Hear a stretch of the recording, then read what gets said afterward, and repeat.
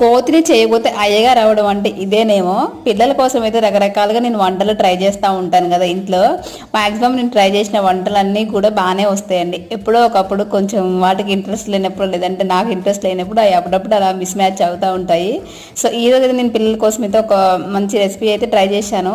Already మరమరాల packet తెచ్చేసి చాలా రోజులు అయిపోయింది, చేద్దాం అనుకుంటానే ఉంటున్నా. ఈ మొత్తం ఊరికనే పిల్లలు ఉత్తే తినేశారనమాట.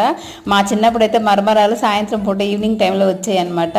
మేము స్కూల్ నుంచి రాగానే మరమరాలు వచ్చాయి అనమాట. ఒక సోలెడు బియ్యం ఇస్తే 4 సోలెల్లో మరమరాలు ఇచ్చేవాళ్ళు. మేము ఉప్పు కారం వేసుకొని హ్యాపీగా తినేసేవాళ్ళం అండి. కానీ ఇప్పటి రోజుల్లో వీళ్ళు ఆ టేస్ట్ లేకపోయినా కూడా ఇలా మరమరాలతో కొంచెం ఏదైనా ఉగ్గాని కానీ ఇట్లా ఏదైనా వెరైటీగా ట్రై చేస్తూ ఎక్కువగా తింటూ ఉంటారు కదా. అలా ఏదో ఒకటి సరే నేను ట్రై చేద్దామని చెప్పేసి అనుకున్నాను. ఎంత ట్రై చేసి నాకైతే అది మాత్రం అస్సలు అవ్వలేదండి. ఇంతకు నేను ఏం చేశానో మీరు ఎవరికైనా తెలిస్తే గెస్ చేసి కామెంట్ చేయండి.